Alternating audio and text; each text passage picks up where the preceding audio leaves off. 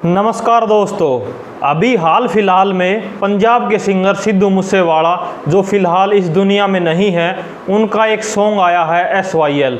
इस सॉन्ग को लेकर हरियाणा और पंजाब में खासकर पूरे देश में कंट्रोवर्सी का माहौल बना हुआ है। तो हम इस वीडियो में उसी टॉपिक पे चर्चा करेंगे। वीडियो के फर्स्ट हाफ में हम डिस्कस करेंगे कि SYL का इशू नेशनली कैसे डेवलप हुआ with the passage of time, and बाद में हम डिस्कस करेंगे कि सिद्धू मूसेवाला के जो लिरिक्स हैं इस सॉन्ग के, वो किस हद तक सही हैं या गलत हैं। तो वीडियो को एंड तक ज़रूर देखिए। तो चलिए सबसे पहले SYL के इशू को स्टार्ट करते हैं। जैसा आप जानते हैं 1947 से पहले इंडिया और पाकिस्तान एक हुआ करते थे और उस समय पानी का कोई विवाद भी नहीं हुआ करता था। लेकिन 1947 में दो देश अलग बनने के बाद से ही इंडिया में पानी की कमी महसूस करी गई, क्योंकि पार्टीशन के दौरान पंजाब का 2/3 हिस्सा पाकिस्तान में चला गया और बचा हुआ हिंदुस्तान में। और जैसा आप जानते हैं J&K और पंजाब के रीजन में 5 मुख्य नदियां हैं और नदियों का फ्लो जैसा आप जानते हैं पहाड़ों से लेकर समुद्र की तरफ यानी ढलान की तरफ जाता है। और अनडिवाइडेड पंजाब का जो 2/3 हिस्सा पाकिस्तान में गया था वो डाउनवर्ड रीजन था। तो नदियों का फ्लो हिंदुस्तान से होकर पाकिस्तान की तरफ चला जाता था। तो पाकिस्तान की तरफ पानी के जाने की वजह से इंडिया में पानी रुकता नहीं था और उसकी वजह से ही पानी की कमी महसूस करी गई। तो इसको सॉर्ट आउट करने के लिए अलग अलग समय पर कदम उठाए गए, जैसे सतलुज नदी पर भाखड़ा नांगल डैम बना के इंडिया में पानी की कमी कुछ हद तक पूरी की गई। तो अब बात आती है हरियाणा पंजाब विवाद या हम बोले SYL इश्यू की। तो इसको आपको अच्छे से समझने के लिए क्रोनोलॉजी को समझना पड़ेगा। तो सबसे पहले 1955 में रावी और व्यास नदी जो पंजाब में फ्लो करती है, उसके पानी को 3 राज्यों में डिवाइड किया गया, राजस्थान, जम्मू एंड कश्मीर और पंजाब।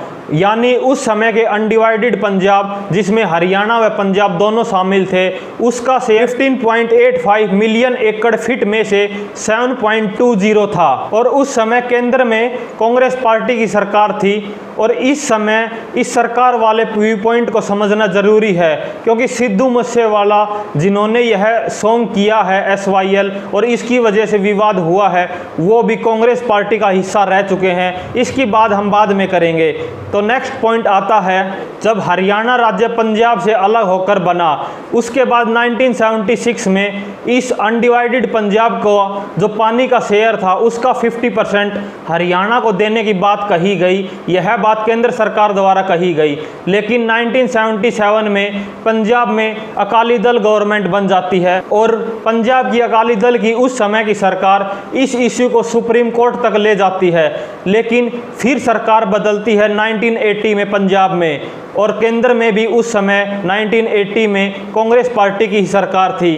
तो उस समय दोनों सरकारें, केंद्र की व राज्य की, अपने अपने केसेस को विड्रॉ कर लेती हैं। वह 1982 में उस समय की प्राइम मिनिस्टर इंदिरा गांधी जी द्वारा पहली बार SYL नाम का कोई इश्यू चर्चा में लाया जाता है और कहा जाता है कि पंजाब में सतलुज नदी और हरियाणा में यमुना नदी को एक 214 किलोमीटर की कैनाल से जोड़ा जाएगा। इस 214 किलोमीटर लंबी कैनाल का 122 किलोमीटर पंजाब में होगा और 92 किलोमीटर की कैनाल हरियाणा में बनेगी। लेकिन उसके बाद ही 1985 में पंजाब में फिर से सरकार बदल जाती है और अकाली दल की सरकार बनती है जो इसको फिर अपोज करती है। लेकिन इसके बाद एक इराडी ट्रिब्यूनल बनता है। वह इराडी ट्रिब्यूनल जब अपनी रिकमेंडेशन देता है तो उसके अकॉर्डिंग इराडी ट्रिब्यूनल बोलता है कि जो भी प्रोग्रेस इस इश्यू में या इस SYL से रिलेटेड मुद्दे में हुई है वो सभी लीगल है और यह SYL कैनाल बननी चाहिए। और उसके बाद हरियाणा व पंजाब दोनों सरकारें इस इश्यू को सीरियसली लेती हैं और इसमें काम स्टार्ट हो जाता है।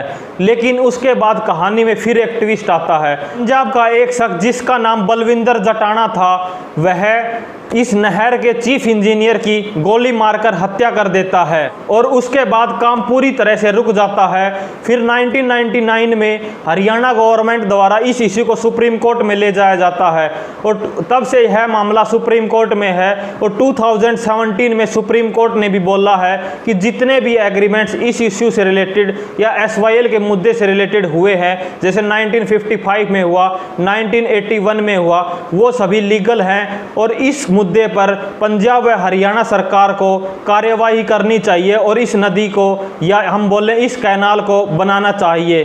SYL से रिलेटेड इश्यू पर पूरी डिटेल्ड व लेटेस्ट अपडेट अभी मैंने आपको दी।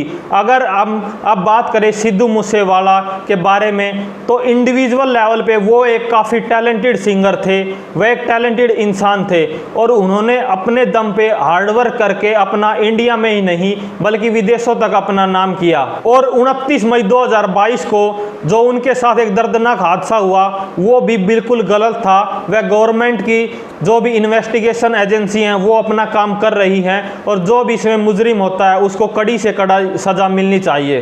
तो अब हम बात करेंगे SYL सॉन्ग की व सिद्धू मूसेवाला की विचारधारा की। तो जैसा आप जानते हैं इस सॉन्ग के लिरिक्स में एक लाइन बोली गई है कि पानी का हम एक टपका तक नहीं देंगे। और जैसा आप सभी जानते हैं यह पानी हरियाणा व पंजाब में ही डिवाइड होना था। तो इनडायरेक्टली कहीं ना कहीं इस सॉन्ग में हरियाणा वासियों की भावनाओं को ठेस पहुंचाई गई है व हरियाणा को इनडायरेक्टली चैलेंज किया गया है। और इस सॉन्ग के लिरिक्स हेट स्पीच के जैसे प्रतीत होते हैं। हेट स्पीच एक टर्म जो इंडिया में पिछले 3-4 साल में काफ़ी पॉपुलर हुई है। हेट स्पीच का मतलब है कि किसी भी पब्लिक प्लेटफॉर्म को यूज़ करके ऐसी स्पीच देना या ऐसा कुछ बोलना जिससे किसी एक पर्टिकुलर ग्रुप की भावनाओं को ठेस पहुंचे। यह मुख्यतः इलेक्शंस के दौर में पॉलिटिकल पार्टी के अलग अलग नेताओं के द्वारा किया जाता है और इसमें ज़्यादातर किसी विशेष धर्म या किसी विशेष जाति को टारगेट किया जाता है ताकि वो वोट्स पास करें। लेकिन इस गाने ने किसी जाति या धर्म को टारगेट ना करके एक राज्य को ही टारगेट किया है जो बिल्कुल गलत है। दूसरा जो मुझे इस गाने में गलत लगा वो कि बलविंदर जटाना के वापस आने की बात कही गई है। एक ऐसा व्यक्ति जिसने इस कैनाल से रिलेटेड 2 ऑफिसर्स की हत्या करी, उसके वापस लाने की बात कही गई है। तीसरा पॉइंट आता है कि सिद्धू मूसेवाला जो खुद इंडियन नेशनल कांग्रेस से जुड़े थे उन्होंने इस SYL को अपोज किया है और कांग्रेस पार्टी ही अगर हम इतिहास को देखें तो सबसे ज़्यादा इस SYL इश्यू को सपोर्ट करती आई है और कांग्रेस पार्टी ने ही इसको ओरिजिनेट भी किया था। तो यह कहीं ना कहीं कंट्रोवर्शियल दिखता है। तो लास्ट में मैं आपका ध्यान उस तरफ केंद्रित करना चाहूँगा कि कैसे पॉलिटिकल पार्टियां अपना प्रोपेगेंडा चलाती हैं। अलग अलग पॉलिटिकल पार्टियों ने इस इश्यू को सपोर्ट किया, किसी ने अपोज किया, लेकिन ग्राउंड लेवल पे इस पे कोई भी काम नहीं हो पाया है। और तब से लेकर आज तक इलेक्शंस के टाइम पे वोट बैंक के लिए ये पार्टियां इस इश्यू को उठाती हैं, लेकिन ग्राउंड लेवल पे कोई खास काम नहीं हो रहा है। तो मैं उम्मीद करता हूं कि वीडियो आपको पसंद आई होगी और यह इश्यू भी समझ में आया होगा। तो वीडियो को अंत तक देखने के लिए आप सभी का धन्यवाद। Thank you.